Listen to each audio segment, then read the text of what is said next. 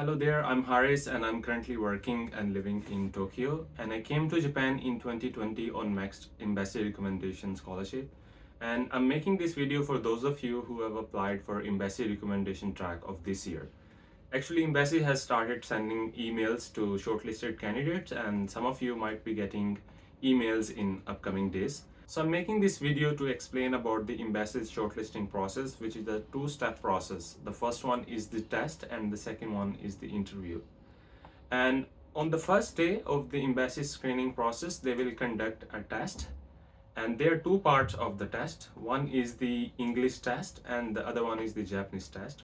But don't worry if you don't know the Japanese, because the Japanese part is optional and only those of you who have studied Japanese language, they are required to attempt it. So I will explain the step-by-step process and the structure of the test, and I hope it will help you to prepare better for this test. So the English test is a 60 minutes test and there are two parts of the test. And the first one is grammar part, and there are further three type of questions in the grammar part. The first grammar section will simply be about filling the blanks of the sentences. You just have to pick a suitable word to fill in that sentence.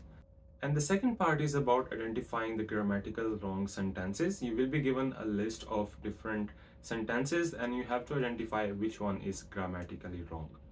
And in the third one, you will be given a paragraph and there will be some missing words in the paragraph, and you have to choose from the list of words that which one fits in which line of the paragraph.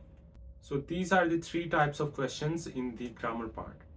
And the second part is about comprehension. And as you know, in the comprehension, you will be given some paragraphs and you have to read those paragraphs in detail and you have to answer some questions which are given after the paragraph. So I suggest you to take a print of the sample test which is being provided on the Embassy's website and try to solve it by yourself and try to identify that which parts are you lacking, and try to use this time until the test and interview to improve your English grammar and the comprehension reading skills.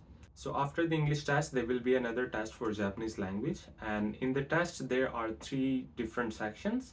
The first part is for the basic Japanese, and the second one is for the intermediate, and the third one is for the advanced Japanese. But of course, even if you don't know any Japanese at all, you can just submit that test blank and it will not count towards your selection process. It is just an optional test. And my personal suggestion is that if you have time, try to learn a little bit of Japanese language. I mean, you can try to learn how to write your name in Japanese, and you can write your name at the top of the question sheet. And actually I did that and I just wrote my name in Japanese on the question sheet and I wrote I like Japan at the top. And after I got selected for the interview, in the next day for the interview, the Japanese people who are in the panel, they were mentioning that, are you the one who wrote I like Japan in Japanese? So I said yes. So I think even a little bit of effort leaves a very good impression.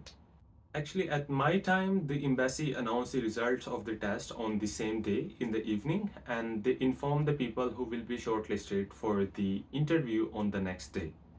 So if you pass the language test on the following days, you will be having an interview with the embassy.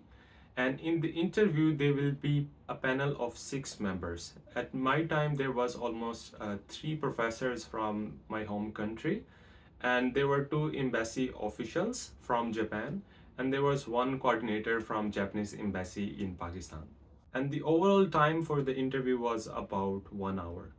Okay, I think this is the important part, that how you should approach the interview and how to prepare for a good interview. So in the interview, first of all, the panel will introduce themselves. All of the members in the panel, they will introduce themselves one by one. And after that, they will ask you for your brief introduction.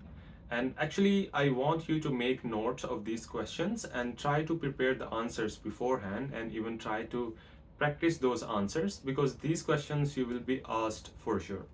So after you introduce yourself briefly, maybe in 1 minute, they will be asking following questions. And I think the most common question is, explain your research theme briefly. So of course you have written about your theme in your application and you know what you have written, but I still suggest you to prepare for this answer. You can try to read the summary of your research theme and try to explain that fluently in 1 or 2 minutes. So depending upon the people in the panel, there may be some follow-up questions from your research theme. And actually the research theme which you have written, the people in the panel may not be from the same field. So depending upon their field, they may be asking some basic questions or some technical questions, but not very deep technical questions. And the second most common question is, why are you interested in Japan? And most of you have already written about this in your applications, but here you have to explain briefly that what are the points which make you interested in Japan. I suggest you to prepare for this answer in form of a story and try to mention all those points which make you interested in Japan and try to express your motivation in this answer. And the next common question is, why did you apply for MEXT? Because there are so many other scholarships in other countries, so why only MEXT? Personally, I applied only for the MEXT scholarship because I was interested to come to Japan. But based upon your background, you may have a story that how you applied for other scholarships and why would you prefer MEXT over other scholarships. So yeah, based upon your background, you can prepare a convincing answer for that to express your motivation for Japan and to express for your willingness to prefer MEXT scholarship over other scholarships. Okay, so the next question is about judging your motivation to adjust in Japanese culture. So the question is usually, are you willing to learn Japanese language? Basically, you don't have to learn Japanese language if you want to study in Japan because many of the courses are offered in English and you can completely survive here without learning Japanese language. But to answer this question, I think you should express your motivation that you are willing to learn a different culture and a language and you are willing to adjust by learning Japanese language.